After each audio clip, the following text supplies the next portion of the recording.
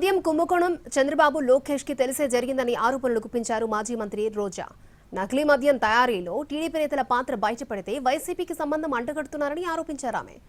Excise మంత్రి రాష్ట్రానికి గుండు కొట్టిస్తున్నారన్న రోజా నగరి ఎమ్మెల్యేనే పై నిప్పులు జరిగారు. ఈ కల్తీ సారాతో ఎంత మంది రాష్ట్ర వ్యాప్తంగా చనిపోతున్నారు, దీని వెనక అంటే ఈ రాకెట్ వెనక పెద్ద పెద్ద వాళ్ళు ఎలా ఉన్నారో సాక్ష్యాధారాలతో కూడా మీకు బయటకు వస్తున్నాయి. నిజంగా ఎంత సిగ్గుచేటంటే ఈరోజు ఈ మొలకల చెరువులో బయటపడ్డ కల్తీ మద్యం స్కామ్ చూస్తే ఈ టీడీపీ నాయకులు అనేవాళ్ళు డెకాయిట్ల కన్నా బందిపోట్ల కన్నా ఎంత ఘోరంగా తయారయ్యారో మనకు అర్థమవుతుంది. ఎమ్మెల్యేగా కంటెస్ట్ చేసిన వ్యక్తి తన అఫిడవిట్ లో ఆఫ్రికాలో వెస్ట్ ఆఫ్రికాలో తాను బిజినెస్ లు ఎలా చేస్తున్నానో క్లియర్ కట్ గా తన అఫిడవిట్ లో మీకు ఇవ్వటం జరిగింది.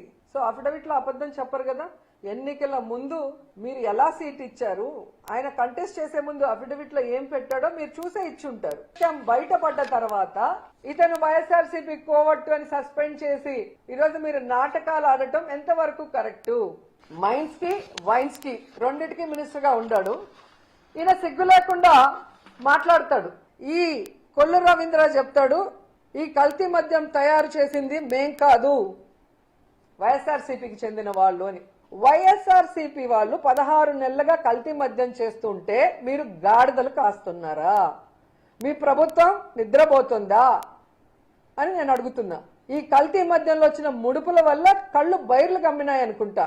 ఈయన పైకి చాలా గొప్ప వ్యక్తిలాగా మాట్లాడుతున్నాడు, చేసిన తప్పులు సరిదిద్దుకోకుండా. ఇటు వైన్స్ లో అటు మైన్స్ లో ఈ రాష్ట్రాన్ని గుండు కొరిగిచ్చేస్తున్నాడు. నగిరిలో మేము చూస్తున్నాం, కొండలు కొండలు కరిగిపోతున్నాయి. ఈడొక దొంగ ఉన్నాడు ఎమ్మెల్యేగా, కాన్స్టిట్యున్సీకి రాడు, ప్రజలకి పని చేయడు, ప్రజలకి వెల్ఫేర్ ఇవ్వాలన్న ఆలోచన లేదు. ముఖ్యంగా ఇక్కడున్న పవర్లూమ్ వాళ్ళకి 500 యూనిట్స్ ఫ్రీ కరెంట్ ఇస్తామని చంద్రబాబు నాయుడు వీడు వాగ్దానం చేసి ఎగ్గొట్టింది కాకుండా సిగ్గు లేకుండా పవిత్రమైన అసెంబ్లీలో ఫ్రీ కరెంట్ ఇచ్చినందుకు థ్యాంక్స్ అని చెప్పి అసెంబ్లీని కూడా ఏమార్చిన పెద్ద దొంగ.